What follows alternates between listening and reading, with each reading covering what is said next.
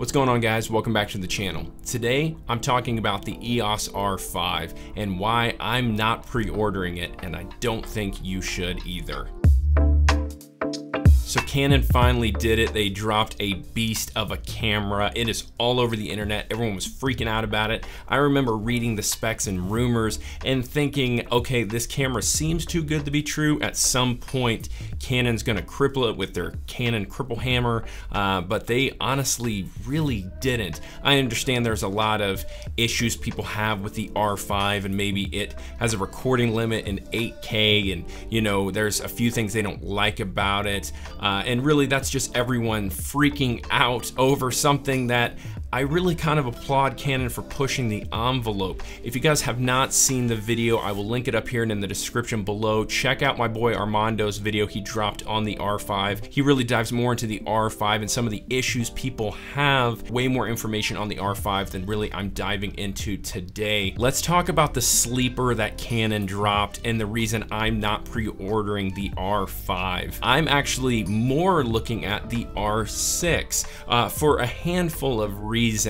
If you haven't seen anything on the R5, which would be you living under a rock at this point, one of the biggest differences from the R5 to the R6 is that 8K RAW. I'll throw the specs up right here if you guys haven't seen them or looked them up.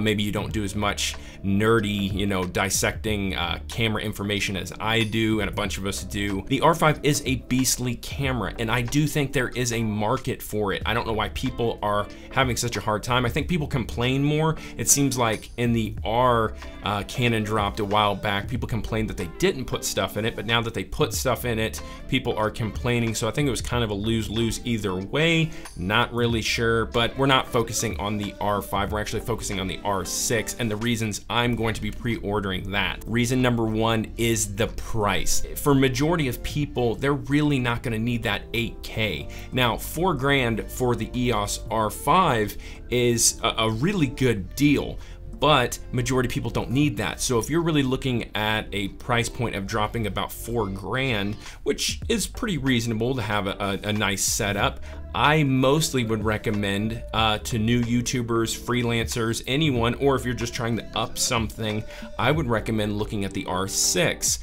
It's, you know, about half the cost, and then you're gonna be able to pick up something else, invest in the lighting, lenses, whatever you're wanting to invest into, and I would recommend picking up the RF 15 to 35, especially if you're doing like YouTube stuff. You're gonna be about at the exact same cost getting the R6 and that lens as you would be getting the R5, just the body. Reason number two why I didn't pre-order the EOS R5 is the file sizes. I personally don't need 8K. I know a lot of us really don't, and it is really kind of a specialty thing in that camera, so that is good to have, but I really don't ever need that. I have other cameras at my disposal that I use for more commercial, corporate, wedding, whatever it is, that can shoot bigger stuff than the EOS R can shoot, or even the EOS R6. So really, I don't need that. And I don't think majority of people that are on YouTube or freelancers that are in my boat are gonna need that.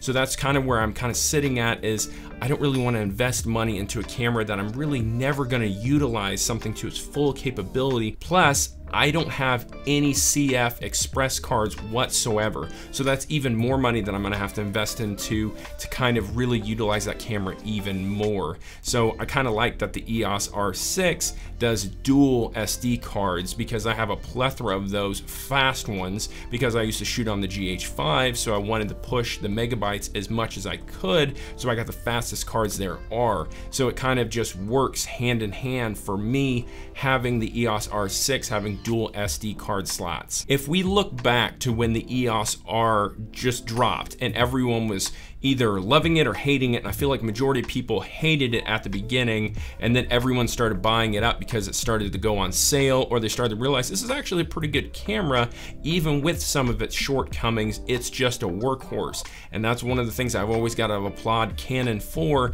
is even if they're behind the curve on some things, or maybe they put something in it and they kind of cripple it, their cameras are freaking workhorses. I personally feel like the R6 is everything that we've all wanted mounted in the R.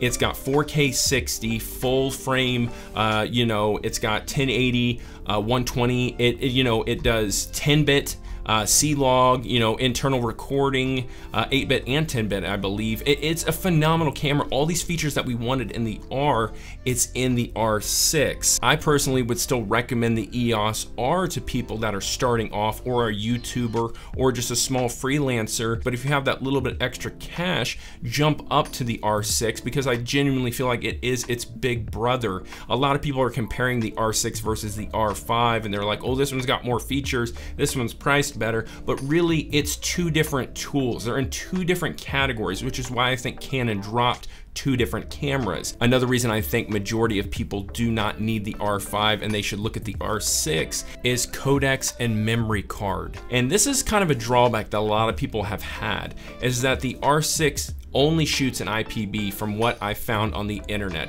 If I'm wrong and they've changed that, please correct me in the comments, but everything I've seen is it's only shooting that. It's not shooting all-eye codecs. A lot of the times when you're trying to do a turnaround, I'm never shooting an all-eye. The EOS R has all-eye, and I very rarely ever shoot in it, especially if it's going up on the internet. If it's something just for me, or it's something that's very, you know, tight budget, small, you need a quick turnaround, I'm very rarely ever shooting all-eye. I have a very good computer, and it kind of slows it down because all-eye is such a big codec.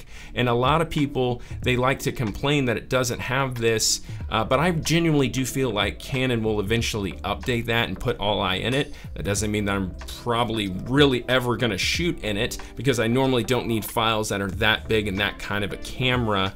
I would just change over to a different camera for what I needed. But the point is majority of people don't even see a difference between all-eye and IPB. Again, like I said, and I'll have to say it again and again because someone will just try to rip me a new one in the comments below, there is a market for people that will shoot 8K, but majority of us do not need to shoot 8K. And if you don't have the budget for that kind of camera, I think that R6 is a sleeper that a lot of people are gonna start talking about pretty soon. The last one that really sealed the deal for me for the R6 over the R5 was the megapixels.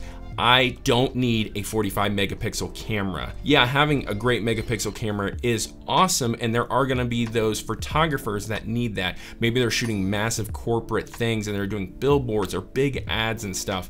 Obviously, you're not gonna walk into a thousands of dollar client shoot and you're gonna bring your iPhone or, you know, just a really small DSLR or mirrorless. You're gonna have a big boy that's meant to do that job. But for majority of us, we don't need that. 20 megapixels is a phenomenal megapixel count. It works great. And one of the things that I look at is not so much for the picture, I look at I'm gonna get better low light because it's less megapixels. And for me, I shoot more video than I do photos. So having that lower megapixel count, I would benefit more to be able to push that in low light situations compared to the R5 is gonna tap out a little bit earlier because it's got more pixels. Overall, it really comes down to what is the tool for the job you need.